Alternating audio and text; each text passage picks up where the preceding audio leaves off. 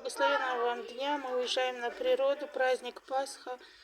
Вот с христианами на природу едем. А это рыбки, хотим вам показать. Как живые, но это не живые. Будьте утешены, хорошего вам дня. Мы вас всех очень любим, да, Петечка? Бог хочет, чтобы мы всех людей любили. Такие делишки. Счастья и здоровья и радости. Хорошего вам дня. Молитесь за нас, чтобы хорошо мы съездили на природу, чтобы могли радоваться истинной радостью. Христос воскрес и несли всем эту радостную весть. Аминь.